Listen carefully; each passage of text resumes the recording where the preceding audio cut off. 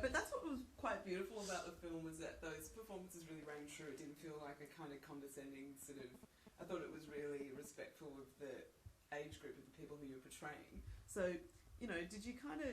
I know that this is going to be boring, but did you draw on your experiences for that? Was it anything similar to like what growing up, how you remembered it? Well, the script captured it nicely, I think. Yeah.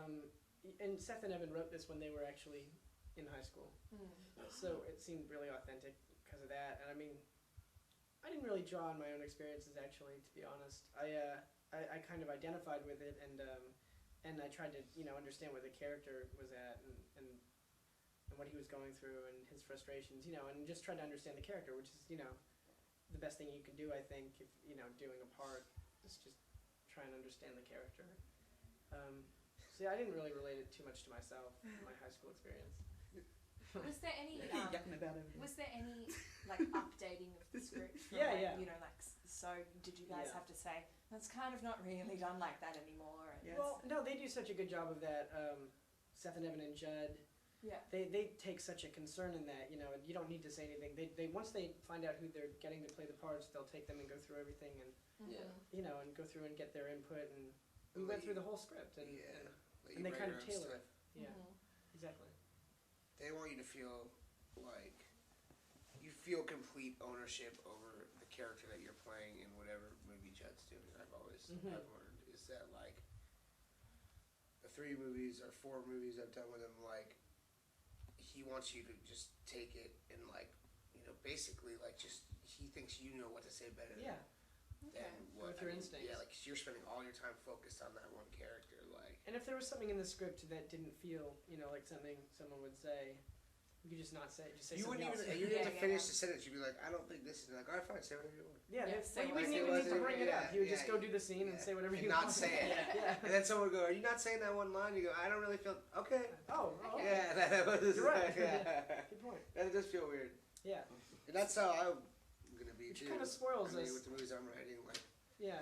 Whoever's Probably- playing the part, like I feel like if you hire people you trust, Right. Trust them before you bring. trust them into before you it. bring them into your circle, and then you. Like Woody Allen. Woody Allen does that. I heard. Like Bill Right. Hader was saying. Like Yeah. Woody Allen, you know, will cast people and make sure he's He likes happy it. with his choice, and then just says to them like, you know, if any of this feels weird, just say whatever you want. wow. Which it never feels like that in Woody Allen movies. But that's why. Yeah, But that's why those great. Because they all sound like Woody No, Allen. No, but why. that's why those movies are so great. I know they're They're great movies like that because there's no like, you know, actors act 1,000 million times better and that's when they're feeling like they have some sort of control Exactly, over it. yeah. And I think that's what Judd realized That's true, early yeah. on. Like, that's how he got those kids to act so well on Freaks and Geeks. I think was because he let them improvise and shit, and they felt like they were part of the creative process. Because there's nothing worse than feeling like you have no creative input. You know, like. Yeah. So, I think that's what like those Woody Allen movies are like. Like I bet you in Annie Hall, like tons of that shit between him and Diane Keaton was just like them talking to each other. Yeah. You know? Yeah, absolutely. Well, I don't know how he would actually have even gone about scripting all of that Right. dialogue. It's just so intense. But that's what so much stuff in like Yeah. so many of these conversations in Superbad are just like you wouldn't be able to script certain parts of them. You know what I Right. mean? Like they're just too realistic seeming. I think, and Knocked Up is the same thing. Like Yeah. a lot of the arguments between Seth and Catherine. Yeah. You wouldn't be able to script those. You know what I'm saying? Like you just couldn't. Like there are things that are happening that are just too realistic. I think. You know?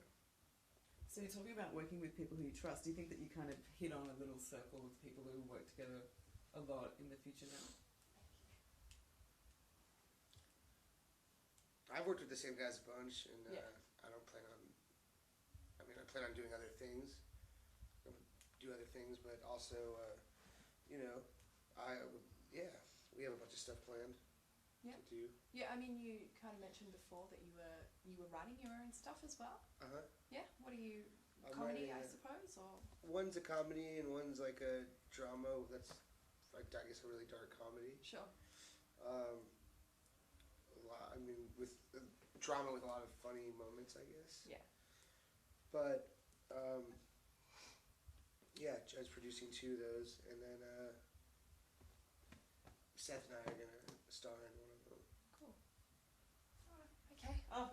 round up. Thank you so much. Enjoy the bridge climb. Thanks. Yeah. If anything Yeah, goes lots of wrong, fun. this could be the last Oh, wow. captured moment of these people's Look at it, lives. come out there, look at it. No, I reckon it's going to clear up for you. That'd be great. I'll do it in any kind of weather conditions. Yeah. Of course.